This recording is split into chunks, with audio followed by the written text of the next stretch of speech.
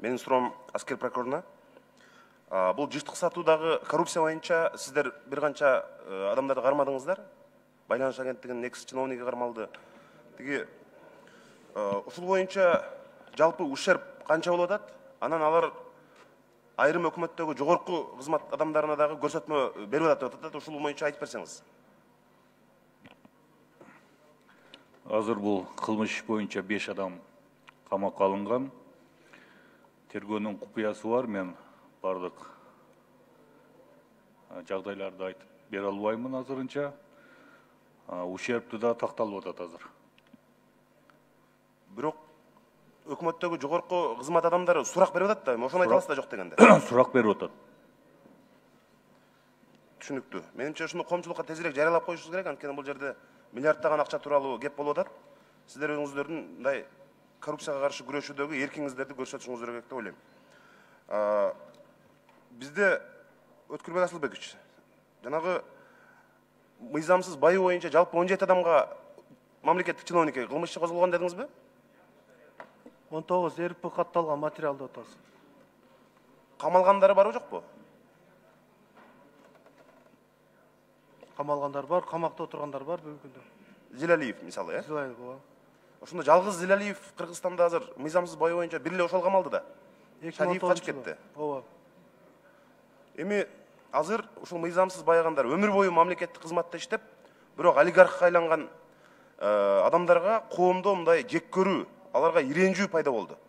Ошондуктан мына күч органдары сиздер демилгени колдон чыгарып, эл өзүбүз күрөшөбүз деп жанагындай чакырыктарга барган учурлар болуп атат. Ошондуктан сиздер демилген алдырбай, бирок албетте мыйзам чегинде ошого катуу мындай киришпесеңиздер болбойт. Анткени азыр коомчулуктагы эң талуу маселе ошол болуп турат да. Сиздерде мына жогорку соттун төрайымы отурат, прокуратура, өзүңүздөр мониторинг жасайсыздарбы? Мына сиздерге болгон ишеним эл ичинде кандай? Акыркы бир жылда мисалы Генеральный прокуратурага, жогорку сотко болгон элдин ишеними кандай болуп атат азыр? Мониторинг жасайсыздарбы?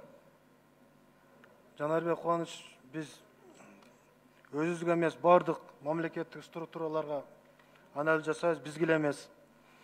Баарыбызга канчалык деңгээлде ишеним бар экенин, жок экенин билебиз. Ошону менен катар эле прокуратура органдарга дагы ишеним бүгүнкү күндө биз каалагандай эмес. Коррупция жогорку деңгээлде деген мындай 5 ушул мамлекеттик кызматтарды айтып каласызбы?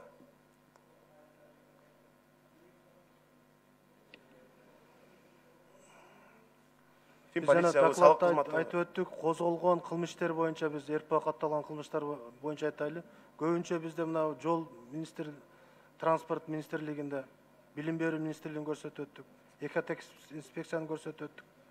Булардын дагы деле азыр дагы текшерүүлөр болуп атат. Негизи биз ошолорго басым жасадык да. Ошо органдарда.